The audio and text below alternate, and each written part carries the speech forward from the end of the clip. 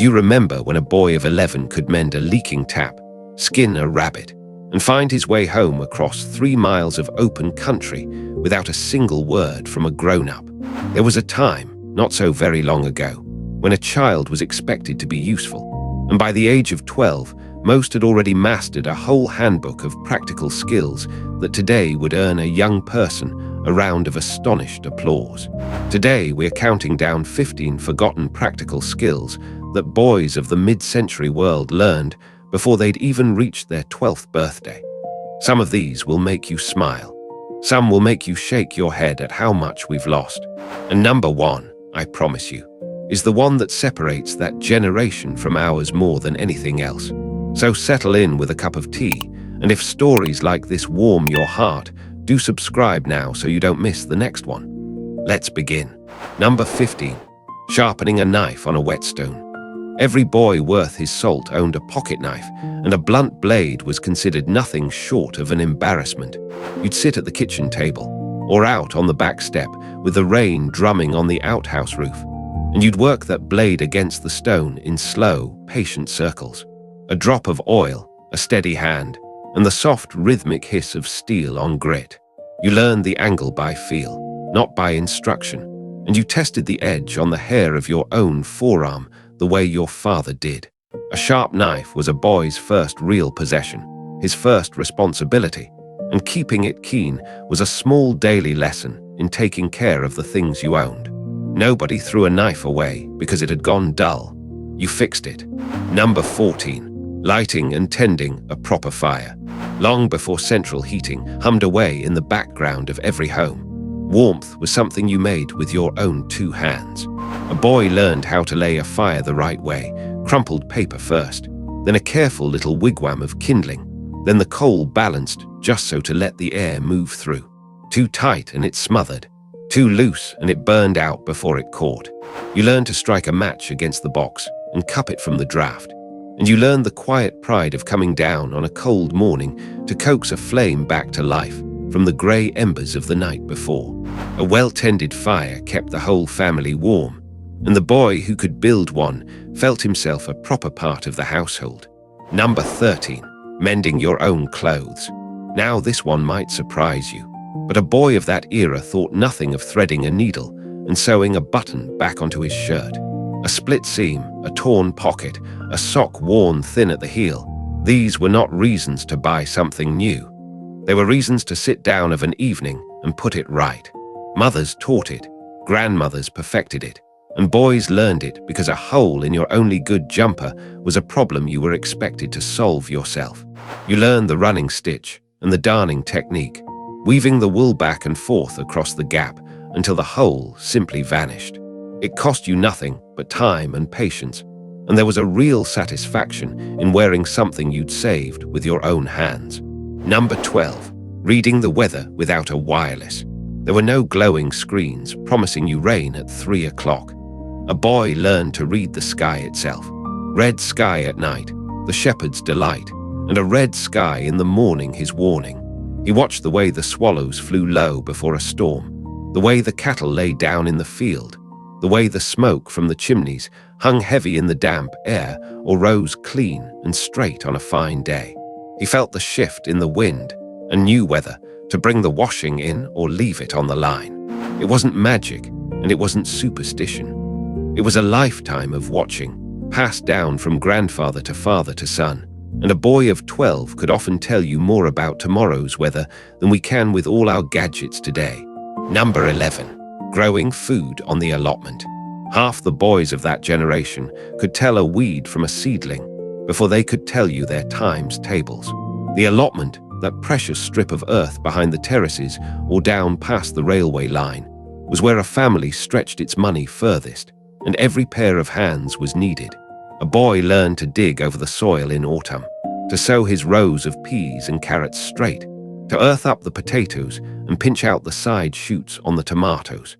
He learned when a marrow was ready and how to keep the slugs off the lettuce. And he learned the deep, honest pleasure of eating something he'd grown himself, food that had cost the family a few pennies of seed and a great deal of care. In lean times, that allotment was the difference between plenty and going without. Number 10. Tying knots that actually held. Ask a boy today to tie anything more complicated than a shoelace, and you'll likely get a shrug. But back then, a lad had a dozen knots at his fingertips. The reef knot for tying a parcel with string, the bowline that never slipped, the clove hitch for lashing something to a post, the sheet bend for joining two pieces of rope of different thickness. He learned these from an uncle, or from the scouts, or simply from the necessity of getting a job done. When you needed to tie a load to the back of a bicycle, or rig up a swing from the old oak tree, or secure a tarpaulin over the woodpile, you didn't reach for a roll of tape. You reached into your memory for the right knot, and you tied it fast and true. Number 9. Repairing a bicycle from top to bottom. A bicycle wasn't a luxury, it was freedom. And a boy who couldn't mend his own was a boy who walked. So every lad learned to patch an inner tube, feeling around the deflated rubber in a bowl of water, watching for the telltale stream of little bubbles that gave away the puncture. He learned to rough up the spot, glue on the patch, and dust it with chalk. He could adjust the brakes, oil the chain, tighten a loose spoke, and true a buckled wheel. That bicycle carried him to school, to the shops on errands, and out into the countryside on long summer days. And he kept it running himself with a puncture repair kit that cost a few pence and lasted him years. Number 8. Handling money and running the errands. Here's one close to our hearts. A boy of 10 or 11 was regularly sent to the shops with a list and a handful of coins, and he was trusted to get it right.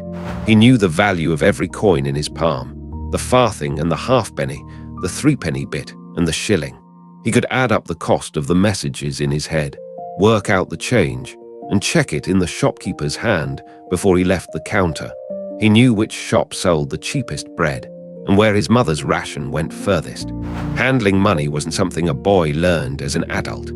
It was drummed into him young at the market stall and the corner shop, so that by 12 he understood the worth of a shilling and the sting of losing sixpence down a drain. Number 7. Chopping and stacking firewood. There's a rhythm to splitting logs that a boy learned early, standing in the yard with the axe and a block of wood set up before him. He learned to read the grain, to aim for the crack already forming, to let the weight of the axe do the work rather than swinging wild with all his might.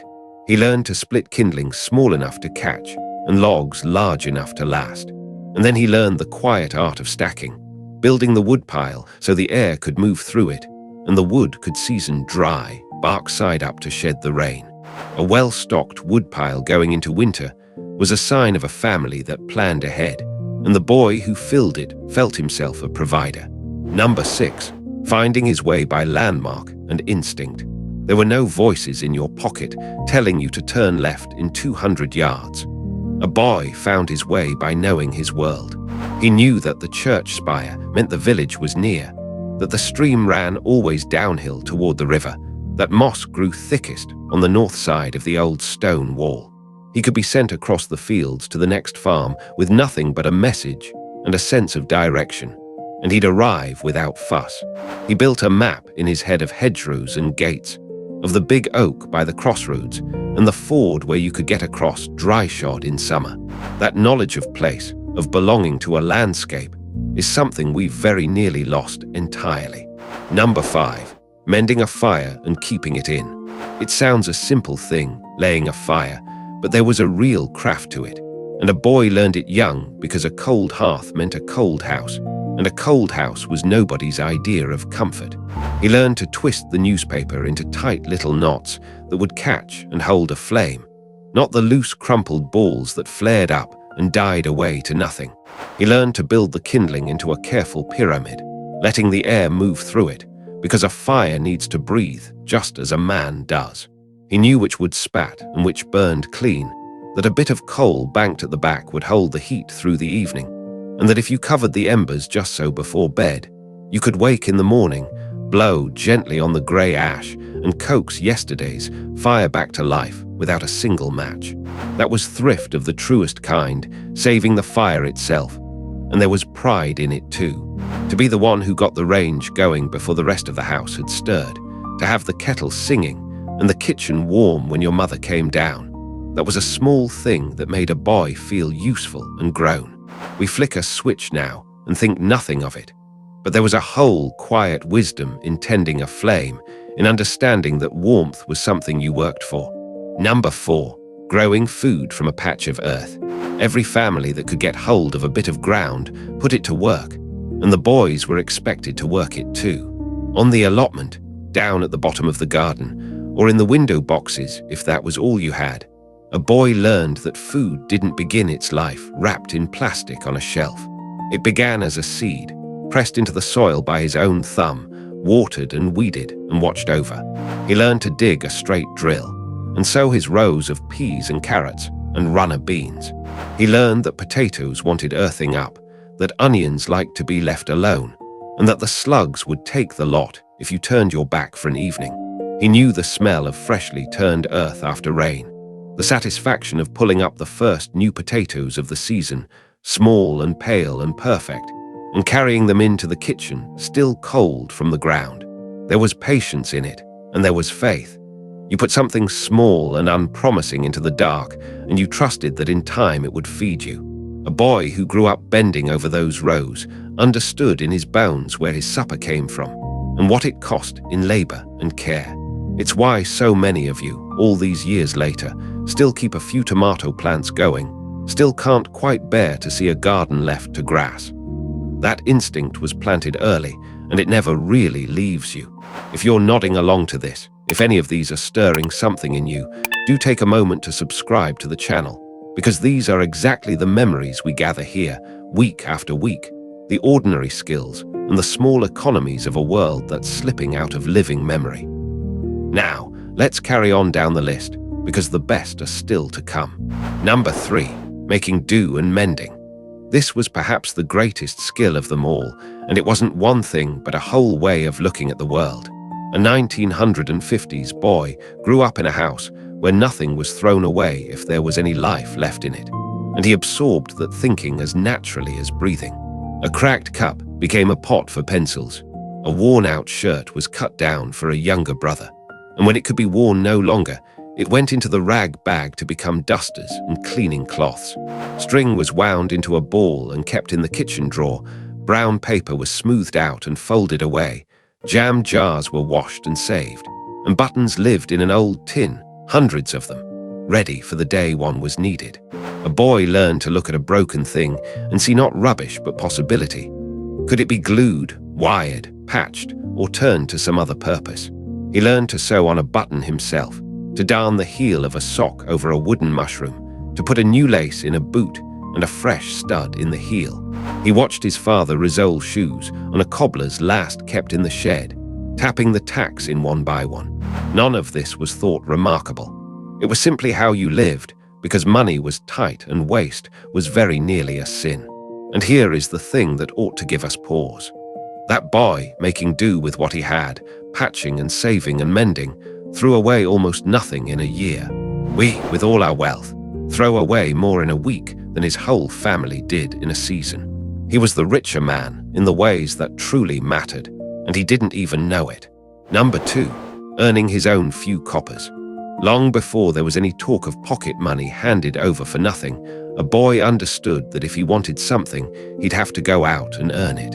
And the remarkable thing is how many ways there were for a determined lad to turn his hands into a shilling or two. There was the paper round, up before dawn in all weathers, the bag heavy on his shoulder, and the letterboxes stiff with cold. There was running errands for the neighbors, fetching the shopping for the old lady 3 doors down who couldn't manage the hill anymore, and being pressed a 3-penny bit and a mint humbug for his trouble. There were bottles to be returned to the shop for the deposit, and if you kept your eyes open, you'd find them in the hedgerows and the gutters. Other people's carelessness turned into your profit. There was helping on the market stall on a Saturday, calling out the prices till your voice went hoarse, and helping with the harvest, picking potatoes and hops and fruit when the season came round, coming home with your back aching and your pockets jingling. A boy learned the plain and honest lesson that money came from effort, that it had to be worked for, and that made every penny of it feel enormous. When you've stood in the cold pushing newspapers through doors to save up for a bicycle, you know exactly what that bicycle is worth. and you look after it. That's a lesson no allowance ever taught. And it's one this channel holds very dear, because thrift begins with knowing the value of what's in your hand. And before we come to number 1, let me put a question to you, and I'd love to read your answer down in the comments below. Of all the skills we've talked about today, which one did you learn first, and who was it that taught you? Was it a father, a grandmother, an old neighbor with endless patience? Tell me the moment it clicked, the first fire you laid, the first knot you tied, the first coin you earned with your own 2 hands. Those stories are the real treasure, and reading them is the best part of my week. Number 1, standing on his own 2 feet. When you gather up all the 15 skills we've counted through today, the whittling and the knots, the mending and the growing, the finding of the way and the earning of the coppers, they all lead to one thing, and it is this. A 1950s boy was raised, quietly and without any grand speeches about it, to be capable, to be the sort of person who could be relied upon. He was given jobs to do that genuinely mattered, and he was trusted to do them. And out of that trust grew something we hardly seem to give our children anymore: self-reliance. He knew that if a thing needed doing, the answer was not to wait for someone else, nor to buy a way out of it, but to work out how to do it himself, and then to get on with it. He could be sent off for the whole day, and come home in one piece. He could feed himself, mend himself, warm himself, and find himself. And all of that gave him a deep, unshowy confidence, a sense that the world was a thing he could manage, that whatever came, he'd find a way. That, more than any single skill, is what we've mislaid, and it's the thing worth remembering above all the rest.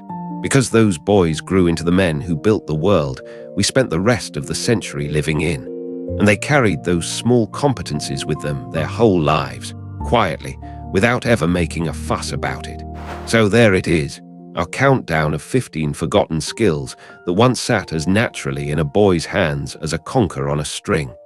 Some of them we've lost to convenience, some to caution, and some simply to the passing of the years. But not one of them was truly complicated. Every last one could be taught again, at a kitchen table on a rainy afternoon, by a patient pair of elderly hands showing a young one how it's done. Now I'd love to hear from you. Which of these skills did you master before you were 12? And which one have you passed on to a child or a grandchild? Tell me down in the comments, because those stories are the real treasure here. And if this stirred a warm memory or two, do subscribe and stay a while. There's a whole world of thrift and remembrance waiting, and I'd be glad of your company for it.